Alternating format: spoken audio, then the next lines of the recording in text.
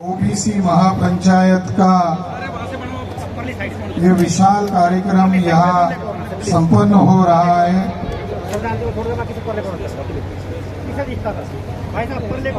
साथियों, शूद्रा कौन है? बामसेब के अधिवेशनों में हम विषय लगाते थे, ओबीसी लोगों को जगाने के लिए एक विषय बनाकर चर्चा करते थे कि ओबीसी को शूद्र होने का एहसास नहीं है, यही ओबीसी की सबसे बड़ी समस्या है। ऐसा हम विषय लगाते थे और ओबीसी को धीरे धीरे समझ में आता था कि हम शूद्रा हैं। साथियों, इस देश में इतनी बड़ी अज्ञानता है कि अनुसूचित जाति के लोग या तो अपने आप को दलित कहते हैं या अपने आप को शूद्र कहते हैं।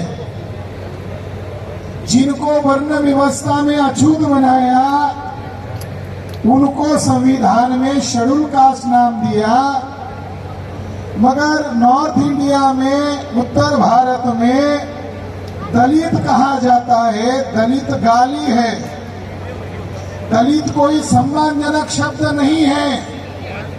दलित शब्द भारत के संविधान में भी नहीं है और महामानव डॉक्टर बाबा साहब अम्बेडकर ने जितने भी संगठन बनाए उसमें दलित शब्द नहीं है। 1960 के बाद समाजवादी ब्राह्मणों ने अम्बेडकरी मूवमेंट को, बाबा साहब अम्बेडकर की मूवमेंट को ओबीसी से तोड़ने के लिए अनुसूचित जाति को सेग्रीगेट किया, उनको अलग थलग किया और उनकी पहचान दलित करा दी। वो दलित नहीं है। जैसे हरिजन गाली है, उसी तरह दलित भी गाली है। आप शेड्यूल कास्ट कह सकते हो, शेड्यूल कास्ट के लोग शूद्र नहीं हैं। शेड्यूल कास्ट के लोग शूद्र नहीं हैं, वर्तमान ओबीसी के लोग ही शूद्र हैं। शूद्र किसको कहते हैं? शूद्र में ब्राह्मण शूद्र नहीं है, ब्राह्मण सर्वोच्च है। ब्राह्मण सर्वोच्च क्यों है? तो ब्राह्मणों ने लिखा कि वो ब्रह्मा के मुंह से पैदा हुए। ब्राह्मण अपने आप को सर्वोच्च क्यों कहता है? तो ब्राह्मण का यह दलील है कि वो ब्रह्मा के मुंह से पैदा हुआ, मगर अभी तक कोई ब्राह्मण पुरुष अपने मुंह से ब्राह्मण को पैदा करते हुए नहीं दिखा रहे। ब्राह्मण श्रेष्ठ किस आधार पर है? वो भी तो अपनी माँ के गोद से पैदा होते हैं, मगर ब्राह्मणों का धर्मशास्त्र कहता है कि ब्राह्मण के, ब्रह्मा के मुंह से पैदा हुआ ब्राह्मण है। गलत। ब्राह्मण को अधिकार संपन्न बनाया, उसके बाद क्षत्रिय वर्ग को बनाया, उसके नीचे वैश्य को बनाया, उसके नीचे शूद्र को रखा। यहाँ कुछ क्षत्रिय लोग उपस्थित है। क्षत्रियों का इतना बड़ा अपमान किया कि परशुराम की कथा बताकर ब्राह्मणों ने ये कहा कि 21 बार क्षत्रियों को मार दिया था, तब एक भी क्षत्रिय बचा नहीं था। क्षत्राणी आई और उसने कहा तुम मेरे कोख से बच्चा पैदा करो। तो महाभारत लिखते समय क्षत्रियों को कहा वो ब्राह्मण की औलाद है। गाली है। तो आज क्षत्रिय लोग कह रहे परशुराम ने हमको मारा, परशुराम के खिलाफ क्षत्रिय लोग खड़े हैं। क्षत्रिय लोगों के बारे में महाभारत में लिखा ये व्रात्य क्षत्रिय है, यानी ये बौद्ध क्षत्रिय है। महाभारत, रामायण, श्रुति, स्मृति में ब्राह्मण और क्षत्रियों की लड़ाई दिखाई देती है। ये ओरिजिनल काल्पनिक लड़ाई है। ओरिजिनल लड़ाई मौर्य घराने के खिलाफ ब्राह्मणों की लड़ाई है और ब्राह्मणों ने प्रति मौर्यों का कत्लेआम अपने ग्रंथ में लिखा। तो ब्राह्मण लोग सर्वोच्च बने। मनुस्मृति में शूद्र के बारे में कहा कि उसको पढ़ने का अधिकार नहीं, पढ़ाने का अधिकार नहीं, शस्त्र धारण करने का अधिकार नहीं, संपत्ति धारण करने का अधिकार नहीं, यहाँ तक कि अच्छे नाम रखने का अधिकार नहीं। मनुस्मृति में लिखा है अगर 90 साल का 100 साल का शूद्र व्यक्ति सड़क से गुजर रहा है और 10 साल का ब्राह्मण सामने से आया तो 90-100 साल के शूद्र को जमीन पर लेटकर उस 10 साल के ब्राह्मण को अभिवादन करना चाहिए, क्योंकि ब्राह्मण भूदेव है। जब शिवाजी छत्रपति महाराज ने दावा किया कि मैं क्षत्रिय हूँ और मुझे राज्याभिषेक करने का अधिकार है, तब ब्राह्मणों ने छत्रपति शिवाजी महाराज को मनुस्मृति का हवाला देकर कहा तुम शूद्र हो। यानी जो हमारे महापुरुषों के साथ हुआ वो आज भी हमारे लोगों के साथ में हो रहा है। महात्मा ज्योतिबा फुले को भरी बारात से धक्के मारकर निकालने वाले पुना के ब्राह्मण थे और उनका जो क्लासमेट था सकरम परांज पे, उसकी भरी बारात से निकाल दिया, शूद्र कहा, अपमानित किया। तो छोटे ज्योति फुले को बुरा लगा, मगर वो जब बाहर आए तो उन्होंने देखा कुछ अछूत लोग गले में हांडी पीछे झाड़ू लटकाए हुए हैं, वो भी हंसने लगे। तो ज्योतिबा फुले को लगा अरे मेरे बदन पर तो कपड़े हैं मगर आपके गले में तो हांडी है, पीछे झाड़ू है, आपको हंसने में क्या जा रहा है? तुम्हारे गले में हांडी क्यों है, तुम्हारे पीछे झाड़ू क्यों है? तो उन्होंने कहा इधर लिखा हुआ, इधर। ज्योतिबा फुले का अपमान हुआ, छत्रपति शिवाजी महाराज का अपमान हुआ, हमारा भी अपमान आज दिन ब दिन हो रहा है। मगर जिन लोगों को अपमान हुआ है इसका एहसास होता है वो लोग क्रांति करते हैं। अपमान तो हमारा भी हो रहा है, मगर जिन लोगों को अपमान हुआ है इसका एहसास होता है वो लोग क्रांति करते हैं। और ज्योतिबा फुले ने प्रण लिया, जिन्होंने मुझे शूद्र कहा इसका मतलब है ब्राह्मण भारत के रहने वाले नहीं है। ज्योतिबा फुले ने लड़ाई, ज्योतिबा फुले ने पढ़ाई की, अध्ययन किया और उम्र के 21 साल में इस नतीजे पर पहुंचे कि ब्राह्मण हमारे लोगों को शूद्र कहता है, यही के लोगों को अछूत कहता है, उनको अधिकार वंचित करता है। अगर ब्राह्मण भी हमारे खून के सगे भाई होते तो हमको शूद्र नहीं बनाते, वो हमको अछूत नहीं बनाते, हमारे महिलाओं को गुलाम नहीं बनाते। इसका मतलब है ये लोग भारतीय लोग नहीं है, विदेशी लोग है। ऐसा ज्योतिबा फुले ने 1848 में कहा और 21 मई 2001 को डीएनए साइंटिस्ट माइकल बामशाद ने सिद्ध कर दिया ब्राह्मण भारत का रहने वाला नहीं है। ज्योतिबा फुले के समय में विज्ञान नहीं था, डीएनए साइंस नहीं था।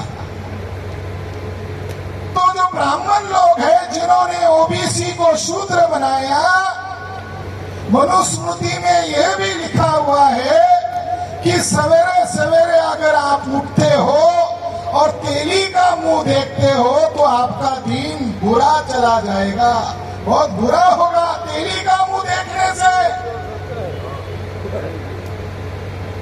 मनुस्मृति में तेलियों के बारे में ये लिखा हुआ है 1000 वेश्या के बराबर एक तेली होता है। तेलियों के बारे में ये लिखा हुआ है। और वर्तमान प्रधानमंत्री नरेंद्र मोदी अपने आप को तेली कम्युनिटी के कहते हैं, तो बिहार के तेली लोगों को लगा कि ओबीसी और उसमें भी हमारी बिरादरी का आदमी देश का प्रधान बना है तो बिहार के तेली लोगों ने राष्ट्रीय स्तर पर तेली जाति का सम्मेलन आयोजित किया और नरेंद्र मोदी की मीटिंग करके उनको कहा कि आपकी उपस्थिति में सम्मेलन करना चाहते हैं। नरेंद्र मोदी ने सिक्योरिटी को बुलाकर कहा इनको धक्के मारकर निकाल दो और तब तेलियों ने कहा अरे तो हमारा है ही नहीं है, हमको ही धक्का मार रहा है। मगर जो मनुस्मृति कह रही है तेरी का मुंह देखना नहीं चाहिए। संविधान के कारण नरेंद्र मोदी मुख्यमंत्री बने, संविधान के कारण राजनीति में बने, मगर नरेंद्र मोदी का जिस जाति समूह से आते हैं ब्राह्मण उस जाति का मुंह देखना पाप कहते हैं। आज क्या वजह है कि नरेंद्र मोदी का 24 घंटा मुंह देख रहे ब्राह्मण? जो पहले देखना ना पसंद करते थे आज क्यों दिखाना चाहते हैं? इसकी वजह है बाम से, इसकी वजह हम लोगों ने मुद्दा खड़ा किया कि इस देश में जानवरों की गिनती होती है, गधों की गिनती होती है, कुत्तों की गिनती होती है, झाड़ी झंकारों की गिनती होती है, नदी नालियों की गिनती होती है। आपको खबर आई होगी कि नरेंद्र मोदी ने क्रेडिट लिया, बीजेपी ने क्रेडिट लिया कि भारत सरकार ने चीते बाहर से मंगवाए। भारत सरकार को, नरेंद्र मोदी को कहां से पता चला कि चीतों की प्रजाति भारत में विलुप्त हो रही है? जानवरों की गिनती करने से। यानी उनको जानवरों की एक प्रजाति विलुप्त हो रही है इसकी जानकारी है, मगर ओबीसी की संख्या ब्रिटिश चले जाने के बाद कितनी बढ़ गई है ये ओबीसी को पता नहीं है। गुलामी की हद हो गई। ओबीसी हमारा बड़ा भाई है मगर ओबीसी को एहसास नहीं है, इसलिए उसको बुरा लगने के लिए हमने ये बात कही कि गधों की गिनती होती है, कुत्तों की गिनती होती है, झाड़ी झंकरों की गिनती होती है, यहाँ तक कि हिजड़ों की गिनती होती है। पिछड़ों की क्यों नहीं होती? हिजड़ों ने मोर्चा निकाला मध्य प्रदेश में और उन्होंने भी डिमांड किया हमारी गिनती करो। पिछड़ों की गिनती का मामला आउट कर दिया। ब्राह्मणवादी व्यवस्था ने हिजड़ों की गिनती की मगर पिछड़ों की गिनती नहीं की। साथियों, आज जो ओबीसी है इनकी आबादी मंडल कमीशन के अनुसार 52% है। ओबीसी की आबादी 52% है और ये नई जनगणना 1948 में पंडित नेहरू ने सेंसस एक्ट में बदलाव किया और 1951 से लेकर आज तक ओबीसी की जनगणना ब्राह्मण प्रधानमंत्री बनकर बंद कर दिया, कर ही नहीं रहा है। ओबीसी की जनगणना ओबीसी को मालूम नहीं है। किसान लोग आत्महत्या कर रहे हैं। आत्महत्या क्यों कर रहे हैं? क्योंकि बजट ओबीसी के लिए 0 है। तो साथियों, ओबीसी की जनगणना ब्राह्मण क्यों नहीं करना चाहते हैं? इसलिए नहीं करना चाहते हैं कि ओबीसी इस देश की सबसे बड़ी आबादी है और वर्तमान ब्राह्मणवादी व्यवस्था ने उनके सारे अधिकार खुद खा लिए हैं और 3.5% अल्पसंख्यक ब्राह्मण ओबीसी के अधिकार खा खाकर ज्यादा ही तगड़ा हो गया है। ओबीसी को मालूम होने के लिए ये सम्मेलन किए जा रहे हैं। ओबीसी को अपना अधिकार दिलाने के लिए सम्मेलन किए जा रहे हैं। ओबीसी को बाबा साहब अम्बेडकर के बारे में ब्राह्मण लोग गलत बातें बताते हैं। ओबीसी ये जो शब्द है ये महामानव डॉक्टर बाबा साहब अम्बेडकर ने दिया हुआ शब्द है। अदर बैकवर्ड कास्ट, ये शब्द बाबा साहब अम्बेडकर ने पार्लियामेंट संविधान सभा में दिया। जिन 5 ओबीसी लोगों को बाबा साहब अम्बेडकर ने अपने निवास पर भोजन के नाम पर बुलाया और कहा अरे मैं देने के लिए बैठा हूँ, जब मैं बोलता हूँ ओबीसी को भी दे दो, तो पंडित जवाहरलाल नेहरू बोलता है कौन ओबीसी है? सारी संविधान सभा के अंदर जो पंडित बैठे हुए हैं वो बोलते हैं अंबेडकर साहब आप अपने लोगों का मांगो, कोई ओबीसी नहीं है। जब कोई बोल नहीं रहा था तो बाबा साहब अंबेडकर का विरोध हो रहा था। जिस नेताओं को जो अपने आप को बड़े बड़े नेता कहने वाले लोग थे, उन 5 लोगों को बाबा साहब अंबेडकर ने कहा अरे आप बोलो, देने के लिए मैं बैठा हूँ। तो उसमें पंजाब के हुकुम सिंह थे और महाराष्ट्र अमरावती जिले के पंजाब राव देशमुख थे। उन्होंने कहा कल हम आवाज उठाएंगे। जब कल संविधान सभा की बैठक शुरू हुई, एक ने भी अपना मुंह नहीं खोला। बाबा साहब देखते रहे, अब खोलेगा तब खोलेगा, आवाज बंद। तो बाबा साहब अंबेडकर ने जान लिया कि नेहरू के साथ ये मिल चुके हैं और नेहरू ने जानकारी ली और पंजाब राव देशमुख को कहा कि तुम्हें क्या चाहिए? अंबेडकर तो प्राइम मिनिस्टर बनने वाला नहीं है, मैं बनने वाला हूँ। तुम अगर कुर्मी हो तो तुम्हें मैं कृषि मंत्री बनाता हूँ और तुम्हारी याद अजरअमर रहे, इसके लिए 100 एकड़ की तुम्हारे नाम की यूनिवर्सिटी बनाता हूँ। इतने सौदे में मुंह बंद कर दिया। बाबा साहब अंबेडकर ने ओबीसी का मुद्दा खड़ा किया, तब वो कह रहे थे कि कोई ओबीसी नहीं है, आप ये मुद्दा बेवजह खड़ा कर रहे हो। बहुत हंगामा हुआ। बाबा साहब अंबेडकर ज्योतिबा फुले के अनुयायी थे, शाहू महाराज का कर्जा था, अपने पुरखों की विरासत जानते थे। तो बाबा साहब अंबेडकर ने पहला राइट ओबीसी को दिया और ये लिखा संविधान में, तुम कह रहे हो कौन है ओबीसी, ये तय करने का अधिकार वर्तमान संविधान सभा को नहीं है। जब प्रथम लोकसभा का चुनाव होगा और चुनाव होते ही भारत की लोकतांत्रिक व्यवस्था लागू होते ही 1 साल भर के अंदर, संविधान लागू होते ही साल भर के अंदर राष्ट्रपति के द्वारा अधिसूचना जारी की जाएगी और ओबीसी की गिनती की जाएगी, ओबीसी की सूची बनाई जाएगी। संविधान में बाबा साहब ने विरोध होने के बावजूद कौन है ओबीसी ये सवाल जोड़ा और उसके लिए कमीशन, बैकवर्ड कास्ट कमीशन का प्रावधान किया। बाबा साहब अंबेडकर हारी हुई बाजी दोबारा जीत गए, ओबीसी बोल नहीं रहा था। साल भर गुजर गए, नेहरू उसके ऊपर अमल नहीं कर रहा है। यह देखकर डॉक्टर बाबा साहब अंबेडकर ने नवंबर 1951 में लॉ मिनिस्ट्री का इस्तीफा दिया। उसमें 5 वजह में पहली वजह थी कि ओबीसी का कमीशन बना नहीं रहा है और नेहरू ओबीसी की गिनती नहीं कर रहा है, इसलिए मैं इस्तीफा दे रहा हूं। साथियों, ओबीसी के पास जानकारी नहीं है। जब ये जानकारी ओबीसी को हो जाएगी तो बाबा साहब अंबेडकर का जन्मदिन ओबीसी धूमधाम से मनाएंगे। जानकारी नहीं है, ब्राह्मणवादी लोगों ने जो पढ़ाया उसी को मान रहे।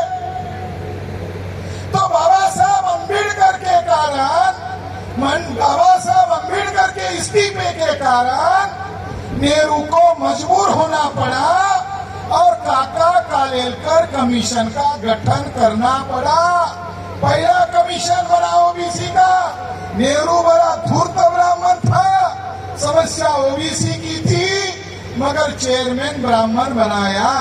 और वो भी गांधीवादी, तो ब्राह्मण था काका कालेलकर, उसने कमीशन बनाए 3 वॉल्यूम्स में।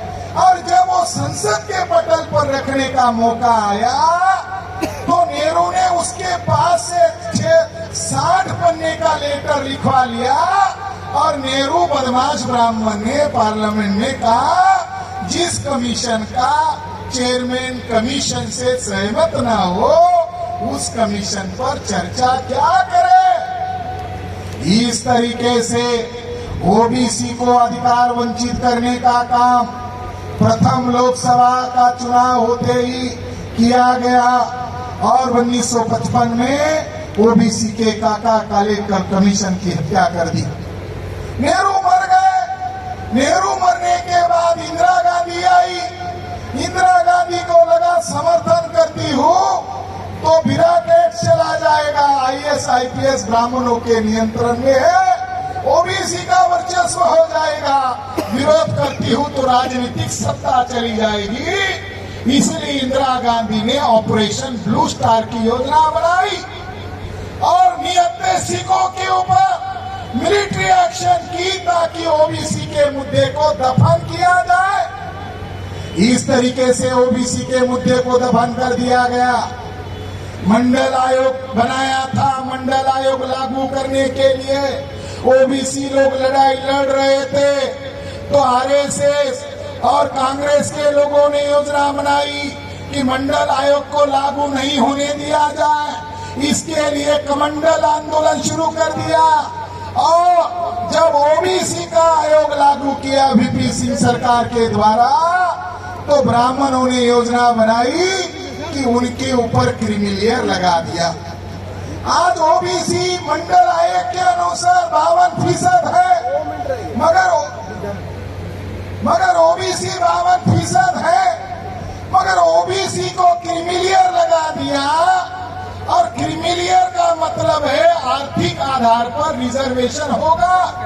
जो लायक है उनको कह रहे हैं कि तुम्हें नौकरी नहीं मिलेगी और जो पढ़ नहीं रहे, खेती कर रहे, जानवरों को चरा रहे, उनको कह रहे तुम लायक हो। इस तरीके से गैर संवैधानिक तरीके से क्रिमिलेयर लगा दिया और जब न्यायपालिका में बहस शुरू हुई तब इंद्र साहनी वर्सेस भारत सरकार पक्ष ने कहा रिजर्वेशन की बाउंड्री 150 ही रहेगी, 50 भी नहीं होगी, 51 भी नहीं होगी।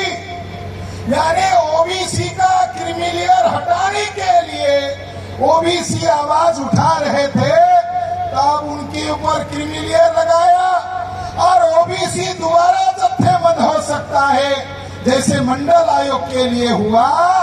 इसलिए ब्राह्मण लोगों ने सोचा ये ओबीसी अगर जत्थेबंद हो गया क्रिमिलेयर हटाने के लिए तो शायद ब्राह्मणों को भारत छोड़ना पड़ेगा।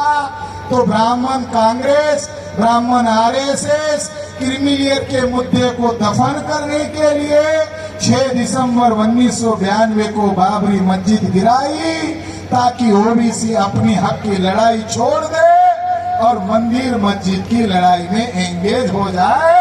बाबरी मस्जिद ओबीसी अपने हक के लिए जत्थेबंद न हो इसके लिए किया गया क्राइम है। अब ये विषय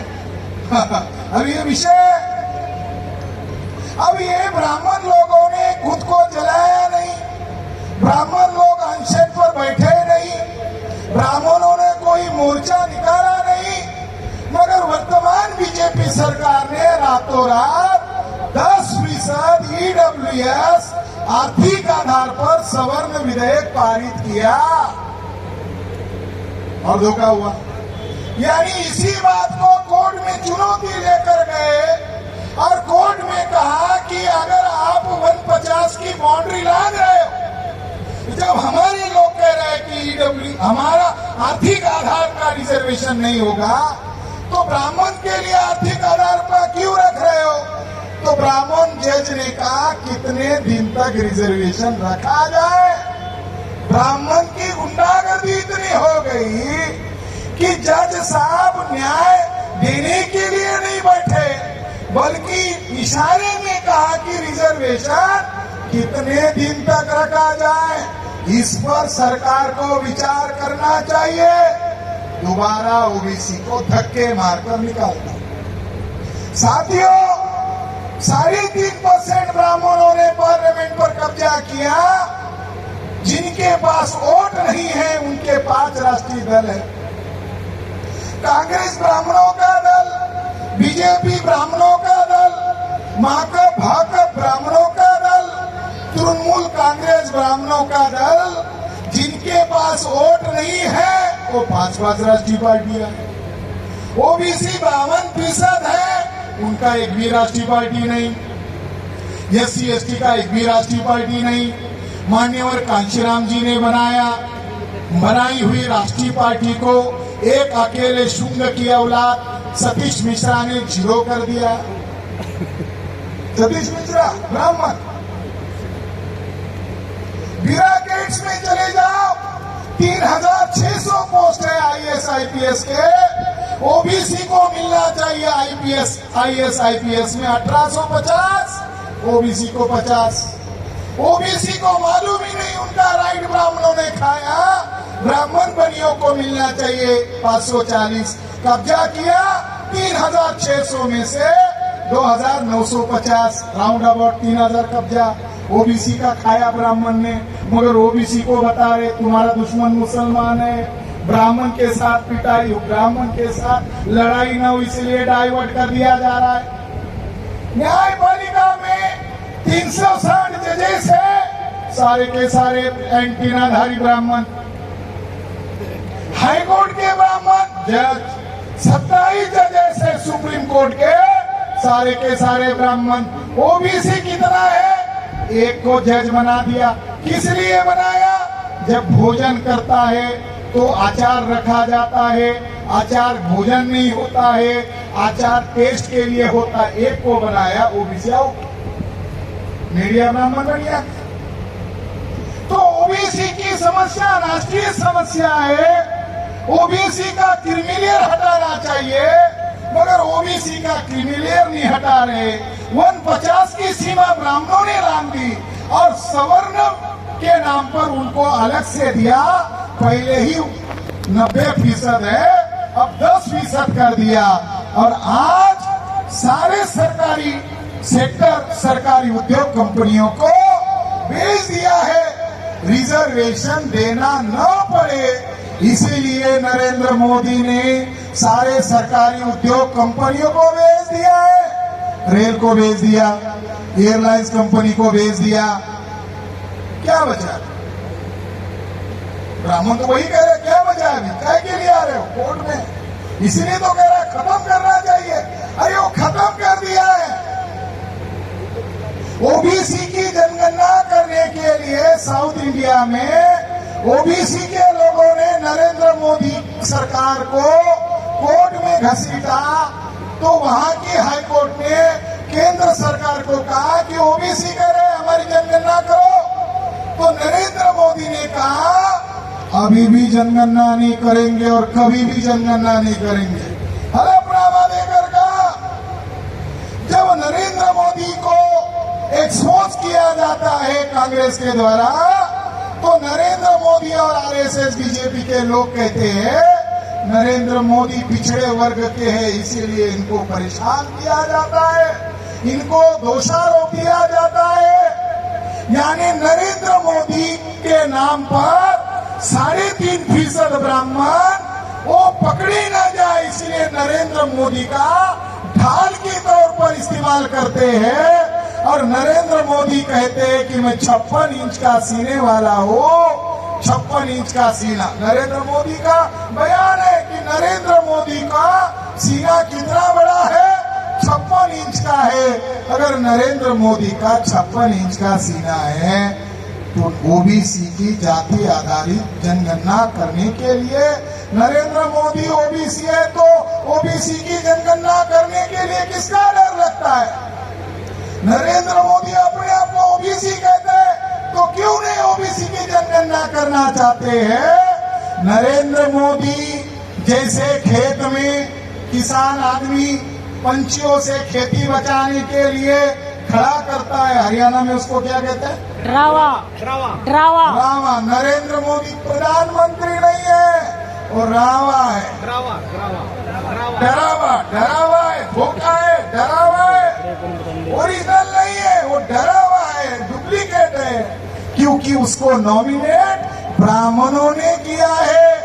आरएसएस के ब्राह्मण्स ये ओरिजिनल शासक है, ये केवल मात्र दिखावे के लिए खड़ा किया गया प्रधानमंत्री है। ओबीसी की जाति आधारित गिनती कराने के लिए ये महापंचायत आयोजित की गई है। ये शूद्राज राइजिंग के लिए कि ओबीसी की अगर जाति जनगणना नहीं कर रहे हो तो ओबीसी को जत्थेबंद करना होगा, और ओबीसी की वास्तविक जनगणना ब्राह्मण क्यों नहीं करना चाहता है। 65 से 70% ओबीसी की गिनती पकड़ में आएगी, 3.5% ब्राह्मण ओबीसी की असली जनगणना नहीं बताना चाहते हैं। दूसरी बड़ी समस्या है एससी की, एसटी की, ओबीसी की, वो मैं आपको बताकर मेरी बात को खत्म करना चाहता हूँ, जो बहुत ही गंभीर है। वो समस्या है कि सुब्रमण्यम स्वामी ने कोर्ट में गया, जो अभी राज्यसभा का मेंबर है, वो कोर्ट में गया और उसने चुनाव आयोग के खिलाफ केस दायर किया। और उसका कहना है कि चुनाव आयोग ने कांग्रेस को मदद किया और 2004 और 2009 में ईवीएम घोटाला करके कांग्रेस ने सत्ता हथियारी। उनको सबूत मांगे गए और सबूत के बुनियाद पर 8 अक्टूबर 2013 को फैसला सुनाया। सुप्रीम कोर्ट के जज थे जस्टिस सदाशिवम, उन्होंने फैसला सुनाया ईवीएम मशीन से फ्री, फेयर एंड ट्रांसपेरेंट चुनाव नहीं हो सकते। ये हम नहीं कह रहे, जो भारत की सर्वोच्च न्यायालय वो कह रही है ईवीएम मशीन से पारदर्शी चुनाव नहीं हो सकते। फिर इसके लिए कोर्ट ने कहा कि चुनाव कैसे होना चाहिए जिससे चोरी पकड़ी जा सके, इसीलिए वीवीपीएटी सिस्टम लगाने को सुप्रीम कोर्ट ने ऑर्डर दिया। और वीवीपीएटी मतलब क्या है? पर्ची निकलने वाली मशीन। ईवीएम मशीन क्या है? वोटों की चोरी करने वाली मशीन। वोटों की चोरी करने वाली मशीन को निगरानी रखने के लिए, चोरी पकड़ने के लिए वीवीपीएटी सिस्टम लगाया। 2014 में चुनाव हुआ और घोटाला करके बीजेपी फिर से जीत कर आई, कांग्रेस की मदद से जीत कर आई, मगर पर्चियां वाली मशीन कितनी लगाई? 0.33, यानी आधा फीसद भी नहीं लगाई। कोर्ट कह रहा है जितना ईवीएम मशीन है उतना वीवीपीएटी लगाओ, मगर 2014 में 1% भी नहीं लगाया, 1% भी नहीं लगाया। 2019 आया, नरेंद्र मोदी को प्रधानमंत्री पद का कैंडिडेट घोषित किया गया और उस समय वामन मेश्राम जो हमारे राष्ट्रीय अध्यक्ष है, अप्रैल माह 2017 में वामन मेश्राम जी ने सुप्रीम कोर्ट में केस दायर की और 2017 में उनके समर्थन में फैसला। वामन मेश्राम की केस ये थी कि कोर्ट कह रहा है ईवीएम में गड़बड़ी करना संभव है, तो वीवीपीएटी 100% लगाओ। तो क्या आने वाले चुनाव में वीवीपीएटी लगाएंगे या नहीं लगाएंगे? तो चुनाव आयोग को सुप्रीम कोर्ट को ऑर्डर देना पड़ा और अगले चुनाव में वीवीपीएटी लगाने के लिए केंद्र सरकार और चुनाव आयोग को ऑर्डर दिया गया। जब 2019 नजदीक आने लगा तो कांग्रेस और बीजेपी के बीच में समझौता हुआ था कि ये समझौता हुआ था कि कांग्रेस वाले कह रहे थे हमने घोटाला किया, आप किसी को मत बताओ, हमने 2 बार घोटाला किया, आप भी 2 बार करो। जब खतरे में आ गए नरेंद्र मोदी की सरकार तो कांग्रेस वालों को कहा आप हमारा बचाव करो। तो विपक्ष के लोगों ने डिमांड किया कि 50% पर्ची निकालने वाली मशीन की मिलान करो। विपक्ष के लोगों ने 50% की डिमांड की और अभिषेक मनु सिंघवी के द्वारा कोर्ट में केस दायर की गई। जब अभिषेक मनु सिंघवी कांग्रेस का प्रवक्ता उसने कोर्ट में केस दायर की, तब जज थे जस्टिस गोगोई सर न्यायाधीश थे और सर न्यायाधीश को एक महिला के द्वारा ब्लैकमेल किया गया, चरित्र का मुद्दा खड़ा किया, चरित्र का मुद्दा खड़ा किया, यौन शोषण का मुद्दा खड़ा किया और जस्टिस गोगोई को ब्लैकमेल करके मैनेज किया और आरएसएस बीजेपी के लोगों ने अपने समर्थन में फैसला लिया। साथियों, जो मामला वामन मेश्राम जीत गए थे, सुप्रीम कोर्ट का जज कह रहा है 2% नीलाम कराओ। वामन मेश्राम के समर्थन में सुप्रीम कोर्ट ने 2017 में कहा कि अगर 15 लाख ईवीएम मशीन है तो 15 लाख वीवीपीएटी मशीन लगाओ। साथियों, 2019 में घोटाला किया गया और नरेंद्र मोदी जिस लोकसभा सीट से खड़े थे, इतना बड़ा घोटाला हुआ कि 1,87,000 वोट ज्यादा निकले। नरेंद्र मोदी जिस सीट पर बनारस से चुनाव के लिए खड़े थे, वोटर की संख्या थी 11 लाख। जब गिनती की गई तो निकली 12,87,000, जिसको देश का प्रधानमंत्री का कैंडिडेट घोषित किया। उसके चुनाव क्षेत्र में 1,87,000 का घोटाला हुआ। अभी उत्तर प्रदेश से मैं आ रहा हूं। उत्तर प्रदेश में मेयर के चुनाव में 11 मेयर के सीट पर बीजेपी के लोग चुनकर आए, बसपा 0, सपा 0। निशाद नामक एक लड़की जो चुनाव क्षेत्र से खड़ी थी, वहां की वोट की संख्या 3.5 लाख थी, मगर जब गिनती की गई तो 4,63,000 वोट निकले। वोटर की संख्या 3.5 लाख, गिनती में आ रहा है 4,63,000। घोटाला वो चिल्ला रही है, मगर उनके पार्टी के नेता इसके लिए लड़ने के लिए तैयार नहीं है। उसी उत्तर प्रदेश में एक सोनू किन्नर चुनाव के लिए खड़ा हुआ और बीजेपी के खिलाफ खड़ा हुआ और सोनू किन्नर को हार दिया, ऐसा घोषित कर दिया। मगर सोनू किन्नर को यकीन था मैं जीतने वाले में से हूं, तो उसने डिमांड किया कि इसकी गिनती करो, दोबारा गिनती करो, मैं हारने वाले में से नहीं हूं। मगर पुलिस का फौज खड़ा करके सोनू किन्नर को वहां से भगाने लगे, तो सोनू किन्नर को लगा मैं कैंडिडेट हूं, फिर भी मेरे साथ गुंडों जैसा व्यवहार कर रहे हैं। तो सोनू किन्नर ने अपने कपड़े उतार दिए, नग्न हो गया और नग्न होकर पुलिस के सामने खड़ा हो गया। पुलिस देखते रह गई, पुलिस का डंडा हाथ में लिया, पुलिस आगे आगे दौड़ रही थी, सोनू किन्नर डंडा लेकर उनके पीछे खड़ा दौड़ रहा था। कलेक्टर को लगा साला मेरे को भी दौड़ा देगा, इज्जत खत्म हो जाएगी। उसने दोबारा गिनती की, सोनू किन्नर जीता हुआ घोषित कर दिया। साथियों, मैं उदाहरण आपको इसलिए बता रहा हूं, जो लोग आज चुप है सीबीआई, न्यायपालिका, ईडी के भय से, और जिनको हमारे लोग बड़े बड़े नेता के तौर पर देख रहे हैं, साथियों, वो नेता और राजनीतिक पार्टियां चुप है। मगर एक किन्नर की कमाल को सैल्यूट करना चाहिए। उसने हारी हुई बाजी को जीत में तब्दील किया। ऐसा लगता है कि ये जो गूंगे बहरे बने हुए ये जो नेता है, इनको अभी क्या करना चाहिए, इनको अभी घर पर बिठाना चाहिए और लगता है किन्नर और हिजड़ों को नेता बनाना चाहिए। इस मौके पर मैं आप लोगों को यही मैसेज देना चाहता हूँ कि 2024 में दोबारा ईवीएम घोटाला करके अगर आरएसएस बीजेपी चुनकर आती है तो हमें चुप नहीं रहना होगा।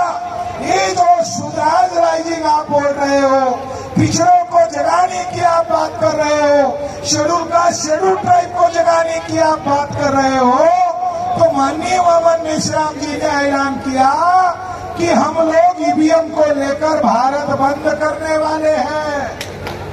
ईवीएम के जरिए से घोटाला करके अल्पसंख्यक विदेशी ब्राह्मण, अगर इस देश के हुक्मरान बन के हिंदू राष्ट्र की बातें कर रहे हैं, जिनकी औकात गांव का प्रधान चुनने की नहीं है, वो 2050 तक चुनकर आने की बात कर रहे हैं। इसलिए ईवीएम को लेकर भारत बंद करना होगा और 2024 में नहीं मानते हैं तो 15 लाख बूथ पर ईवीएम मशीन फोड़ना होगा। ये मैं आपको यहाँ से संदेश देना चाहता हूँ। आखिरी एक संदेश देता हूँ कि हम लोग डीएनए के आधार पर मूल निवासी है और हरियाणा के ब्राह्मणों को डीएनए की बात जब आती है तो उनको मिर्ची लगती है। ब्राह्मण, हरियाणा के ब्राह्मण डरते, ब्राह्मणों में योग्यता नहीं है, हमारे साथ बहस कर ले, मगर डीएनए के आधार पर ब्राह्मण विदेशी है। अंग्रेजों को तुम विदेशी कहते थे और विदेशी कहकर अपने आप को देशभक्त कहलाते हो। तुम फर्जी देशभक्त हो। अंग्रेज विदेशी थे, मुगल विदेशी थे, डच विदेशी थे, उसी तरह ब्राह्मण भी विदेशी है। अगर वो छल कपट से, ईवीएम के जरिए से दोबारा इस देश को हिंदू राष्ट्र की बात कर रहे हैं तो ओबीसी को जगना होगा। ओबीसी हिंदू नहीं है, मैं ही नहीं कह रहा हूँ। स्वामी दयानंद सरस्वती ने लिखा, सत्यार्थ प्रकाश में पेज नंबर 81 पर लिखा, वो कहता है स्वामी दयानंद सरस्वती, हे ब्राह्मणों तुम अपने आप को हिंदू मत कहो, हिंदू मुगलों द्वारा दी हुई गाली है। हिंदू का मतलब है काला, चोर, डाकू, गुलाम। मैं नहीं कह रहा हूँ, स्वामी दयानंद सरस्वती कह रहा है। हिंदू ये मूर्खा है, हिंदू ये मुखौटा है। ब्राह्मण हिंदू राष्ट्र के नाम पर मनुस्मृति को लागू कर दिया है। इसलिए ओबीसी को कहना चाहिए ना हम शूद्रा है ना हम हिंदू है, हम तो भारत के मूल निवासी। ये जो शूद्रा राइजिंग हो रहा है वो शूद्रा राइजिंग नहीं होना चाहिए, ये मूल निवासी राइजिंग होना चाहिए। हम भारत के मूल निवासी लोग हैं। ब्राह्मण का डीएनए विदेशी है और 6,500 जाति में बांटे गए लोगों का डीएनए भारतीय है। और मोहन भागवत और आरएसएस और तमाम ब्राह्मणों का डीएनए विदेशी है। और विदेशी ब्राह्मण लोग हिसार में जो राखी गढ़ी सभ्यता है वो हमारा डीएनए मिला, मगर ये आरएसएस के लोग ये कह रहे हैं नहीं ब्राह्मणों का डीएनए मिला। अरे रिपोर्ट में लिखा है ब्राह्मणों का नहीं मिला, डीएनए हमारा मिला। मगर ब्राह्मण कितना मकार है, कितना झूठा है कि वो ब्राह्मणों का डीएनए नहीं मिला, फिर भी कह रहा है हमारा मिला और वहाँ पर बोर्ड लगाया है। मैं हरियाणा में आकर बोल रहा हूँ, आपको इस बात से गंभीरता से लेना चाहिए। वहाँ राखी गढ़ी सभ्यता जहाँ हमारी पुरखों की सभ्यता है, वहाँ पर बोर्ड रखा है ये आर्य सभ्यता, ये वैदिक सभ्यता। अरे ये घटिया माल है, ये सभ्यता कैसे हो सकती है जिसने वर्ण व्यवस्था नामक घटिया माल पैदा किया, जिसने अछूत नामक घटिया माल पैदा किया, जंगलों में आदिवासियों को खदेड़ दिया, जिसने महिलाओं को गुलाम बनाया, वो घटिया माल जिसने पैदा किया वो सभ्यता कैसे हो सकता है। ब्राह्मण विदेशी है, इसीलिए हमको 6,500 जातियों में बांटा और हमारे लोगों को गुलाम बनाया। इसलिए हरियाणा में ये जो चरणबद्ध कार्यक्रम चल रहा है तो डीएनए के बारे में आपको गांव-गांव में प्रचार करना चाहिए। इसलिए साथियों आप लोग इसके लिए आंदोलन करो, इसके लिए जन जागृति करो। अब हमारा राज आएगा, अब मूल निवासी बहुजनों का राज आएगा। ये 3.5% ब्राह्मण है, इसके खिलाफ देश में वामन मेश्राम साहब ने बिगुल बजा दिया है। वो कह रहे 2025 हम 6 लाख गांव में जन आंदोलन खड़ा कर रहे हैं। अब हरियाणा के गांव-गांव में आंदोलन की तैयारी करो। आज वो आंदोलनकारी लोग आने वाले थे, उन पहलवान लोगों को कुचल दिया, उनको भी पता चला इधर भी राइजिंग हो रहा है, तो उन लोगों हमारे संपर्क में है, उनको भी मिलकर हम बड़ी लड़ाई लड़ने वाले।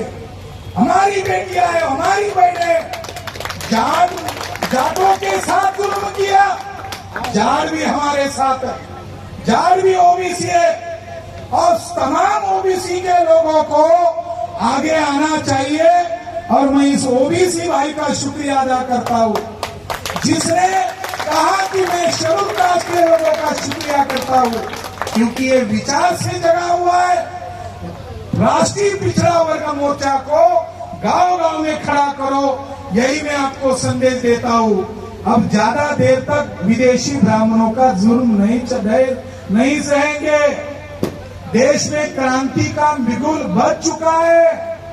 अब ब्राह्मणों को इतना डर लगने लगा है कि एक क्षत्रिय भाई भी आ गए।